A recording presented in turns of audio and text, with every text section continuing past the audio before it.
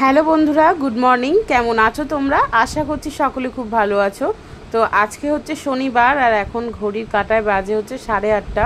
তো আমি সকাল উঠেছিলাম প্রায় 6:45 নাগাদ। তো উঠে রান্নাবান্না সবই হয়ে গেছে, তোমাদের দাদাভাই চলে গেছে অফিসে। তো তারপর আমি ভাবলাম যে ব্রাশটা করে নিয়ে তারপরে দেখো আমি ব্রাশ করছিলাম আর আমার এখানে দেখাচ্ছিলাম যে দুটো কুকুরের বাচ্চা রয়েছে, তার মধ্যে একজনের এত ঠান্ডা লেগেছে, চোখ মুখ পুরো ফুলে গেছে।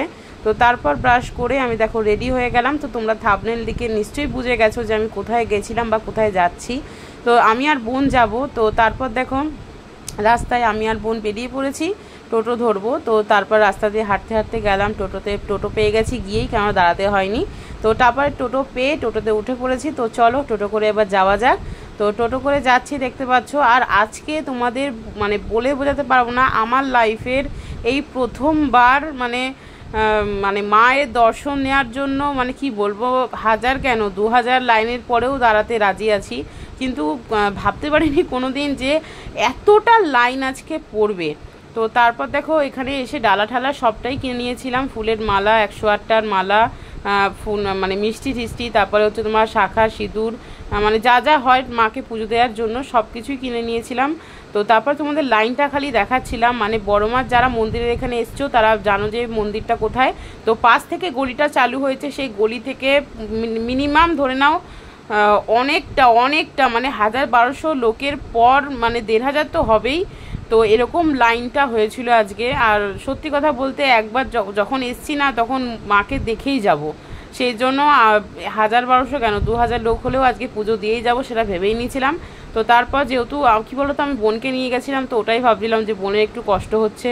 তো যাই হোক, বোন বলছে না দিদি আমি দাঁড়িয়ে আছি, আমার কোনো কষ্ট হচ্ছে না। তো তারপর দেখো বসে আছি। তো প্রচণ্ড পরিমাণে আজকে রোদও পড়েছিল, মানে খালি পায়ে ছিলাম, তার মধ্যে মানে রাস্তায় পা দেওয়া যাচ্ছে না। তো তারপর খুবই কষ্ট করেছে, আমি তো করেছি, আমার বোনও করেছে, তোমরা বুঝতে পারছো, ছোটো বোন আমার।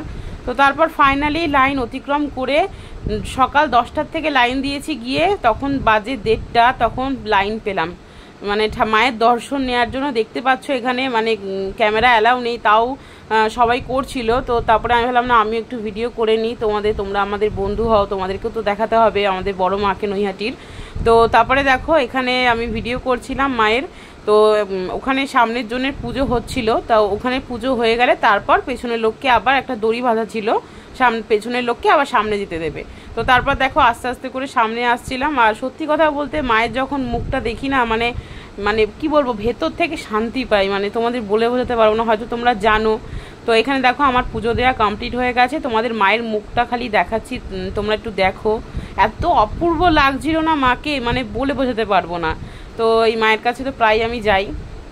তো তারপর দেখো বেরিয়ে তোমাদের মন্দিরটা দেখালাম, মানে পুজো দেওয়ার পর মনটা এত শান্তি হলো বলে বোঝাতে পারবো না তোমাদেরকে। বন্ধুরা তোমরাও যারা যারা চাও তোমরা আসতে পারো মায়ের কাছে। আজকের ভিডিওটা এতটাই ছিল, কেমন লাগলো কমেন্টে জানিও, আর যারা নতুন দেখছো প্লিজ ফলো করে নিও। টাটা।